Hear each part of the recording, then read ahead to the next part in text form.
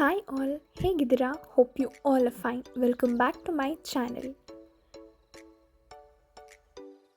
ಇವತ್ತಿನ ವಿಡಿಯೋನಲ್ಲಿ easy and quick ಆಗಿ ಶಾವಿಗೆ ಬಾತ್ ಹೇಗೆ ಮಾಡೋದು ಅಂತ ನೋಡ್ಕೊಂಬರೋಣ. ನಾನಿಲ್ಲಿ 1 ಕಪ್ ಶಾವಿಗೆ ತೊಗೊಂಡಿದ್ದೀನಿ. ಅದಕ್ಕೆ 2.5 3 ಕಪ್ಪಷ್ಟು ನೀರು, 1 2 to 3 ಡ್ರಾಪ್ಸ್ ಆಫ್ ಆಯಿಲ್ನ ಹಾಕಿಬಿಟ್ಟು ಕುದಿಲಿಕ್ಕೆ ಇಡ್ತಾ ಇದ್ದೀನಿ.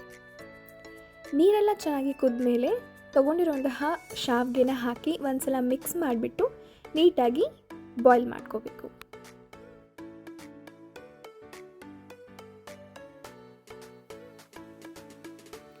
ನೀರು ಕುದಿಯುವಾಗ ಆಯಿಲ್ ಹಾಕೋದ್ರಿಂದ ಶಾವಿಗೆ ಒಂದಕ್ಕೊಂದು ಅಂಟ್ಕೊಳ್ಳೋದಿಲ್ಲ, ಮುದ್ದೆನೂ ಆಗೋದಿಲ್ಲ. ಮಿಡ್ಲಲ್ಲಿ 1 ಅಥವಾ 2 ಸಲ ಮಿಕ್ಸ್ ಮಾಡ್ತಾ ಇರಿ.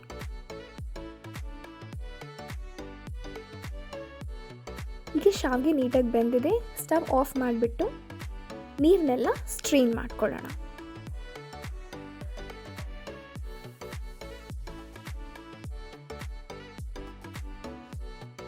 ನೀರೆಲ್ಲ ಸೋಸ್ಕೊಂಡ ಮೇಲೆ ಶಾವಿಗೆನ ಒಂದ್ಸಲ ತಣ್ಣೀರಲ್ಲಿ ವಾಶ್ ಮಾಡ್ಕೊಳ್ಳಿ, ಸೊ ದಟ್ ಫರ್ದರ್ ಶಾವಿಗೆ ಕುಕ್ ಆಗೋದು ಸ್ಟಾಪ್ ಆಗುತ್ತೆ.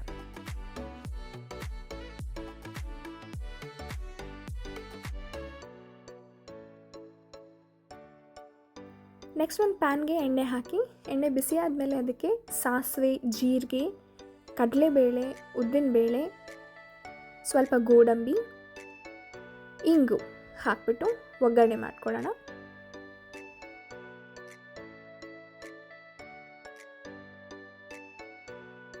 ನೆಕ್ಸ್ಟ್ ಅದಕ್ಕೆ ಸಣ್ಣದಾಗಿ ಹೆಚ್ಕೊಂಡಿರುವಂತಹ ಶುಂಠಿ, ಕರಿಬೇವಿನ ಸೊಪ್ಪು, ನಾನಿಲ್ಲಿ 3 ಮೆಣಸಿನ್ಕಾಯಿ ತೊಗೊಂಡಿದ್ದೀನಿ, ಹಸಿ ಮೆಣಸಿನ್ಕಾಯಿ. ನಿಮಗೆ ಖಾರ ಎಷ್ಟು ಬೇಕೋ ಅಷ್ಟು ಮೆಣಸಿನ್ಕಾಯಿ ಹಾಕ್ಕೊಳ್ಳಿ.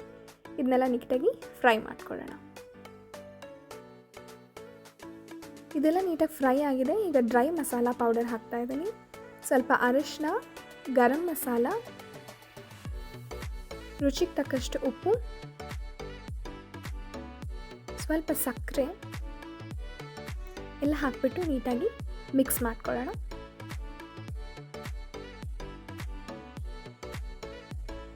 ಈಗ ಇದಕ್ಕೆ ಬಾಯ್ಲ್ ಮಾಡಿ ಇಟ್ಕೊಂಡಿದ್ವಲ್ಲ ಶಾವಿಗೆ, ಅದನ್ನ ಹಾಕೋತಾ ಇದ್ದೀನಿ. ಶಾವಿಗೆ ಹಾಕೊಂಡ್ಮೇಲೆ ನೀಟಾಗಿ ಇದನ್ನು ಮಿಕ್ಸ್ ಮಾಡ್ಕೋಬೇಕು.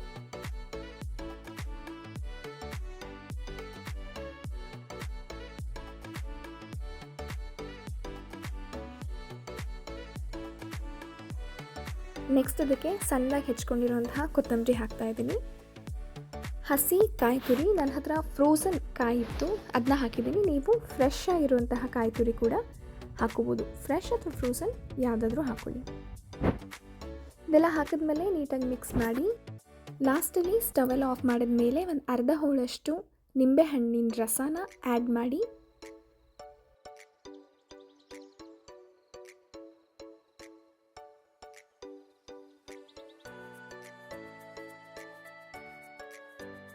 ಈಗ ನೀಟಾಗೆಲ್ಲ ಮಿಕ್ಸ್ ಆದಮೇಲೆ ಇದನ್ನು ಒಂದು ಲಿಡ್ ಕ್ಲೋಸ್ ಮಾಡಿ 2 to 3 ಮಿನಿಟ್ಸ್ ಬಿಟ್ಬಿಡಿ. ಈಗ ಬಿಸಿ ಬಿಸಿಯಾಗಿರೋ ಶಾವಿಗೆ ಬಾತ್ ಸರ್ವ್ ಮಾಡಲಿಕ್ಕೆ ರೆಡಿ ಇದೆ. ಹೋಪ್ ನಿಮಗೆ ಈ ಶಾವಿಗೆ ಬಾತ್ ರೆಸಿಪಿ ಇಷ್ಟ ಆಯಿತು ಅಂತ ಅನ್ಕೋತೀನಿ. ವಿಡಿಯೋ ಇಷ್ಟ ಆಗಿದ್ದರೆ ಸಪೋರ್ಟ್ ಮಾಡ್ತೀನಿ ಅನ್ನೋದಾದರೆ ನನ್ನ ಚಾನಲ್ನ ಸಬ್ಸ್ಕ್ರೈಬ್ ಮಾಡ್ಕೊಳ್ಳಿ. ಹಾಗೆ ಮತ್ತೊಂದು ವಿಡಿಯೋನಲ್ಲಿ ಸಿಗ್ತೀನಿ. Take care. Bye-bye.